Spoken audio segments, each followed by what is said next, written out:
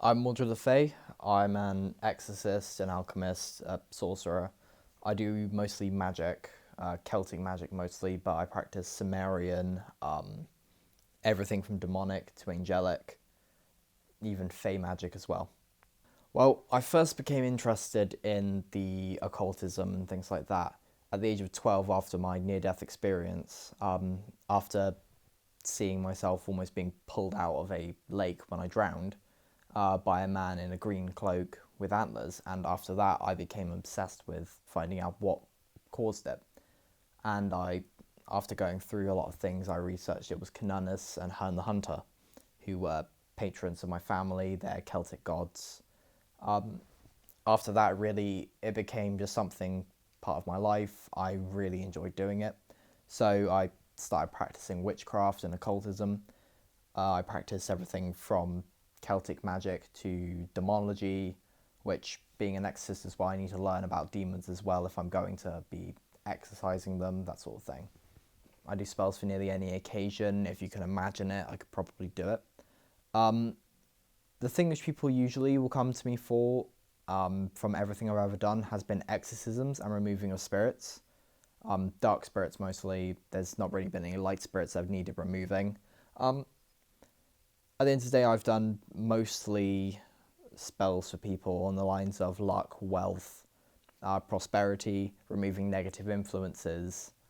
I performed a few of them in Bournemouth. I've removed some spirits from people. One of a very strange occurrence was when I was just after doing past life regression with a friend of mine, well, a couple of friends of mine, and a new person there. Um, there was a spirit called William, who was a dark spirit. He and two other spirits haunted the Boscombe Arcade. We were down in the lower parts of it. After doing the regression, we started to do a bit of investigation there because we started hearing loud banging in the place. Now, Gregory was a good spirit. He died during a fire at the time when the arcade was an opera house or a theatre or something like that. I'm not 100% sure on what it was back then. Then there was a small girl there who I believe she was murdered. I'm not sure who by, but a lot of the time with spirits, they linger around because they feel injustice has been done to them. Now, William was a dark spirit, and he began causing a lot of mischief and mayhem around the area. There was loud banging on the doors. The door would just open and close rapidly. One point we went into the room to investigate what was going on, and that's when it started to get a lot darker. We couldn't, the lights wouldn't turn on when we knew the light was working in the room, but which we thought was strange enough. But as we walked in, my friend Carla and Faye, they walked off to investigate a bit more. But I turned around as I just felt something was wrong, something wasn't right. And I saw Carla, but completely blacked out, a silhouette of Carla, just completely black. And I knew at that instant that they had to get out of the room very quickly. It was an instinctive, primal, almost influence to tell them, get out of the room. Something bad was in there and they needed to leave. I ended up closing the door and performing a small ritual to seal William in that room. At the time, I was only about 14, so I wasn't as skilled as I am now. I would have been able to remove him straight away nowadays. But I had to seal him in the room, which took quite a lot of energy, was quite difficult at the time. But sealed the room off. To my knowledge, he's still there. But again, it's under one of the cafes. I won't say which for reasons. But it's under one of the cafes in Bournemouth Arcade, which he is still there somewhere. I know he is in one of the rooms in the basements in one of the cafes. There have been a few incidents around here where there have been dark entities as well. As I've said as well, I don't believe in the terms good and evil. They're all subjective and they're all depending on what other people believe.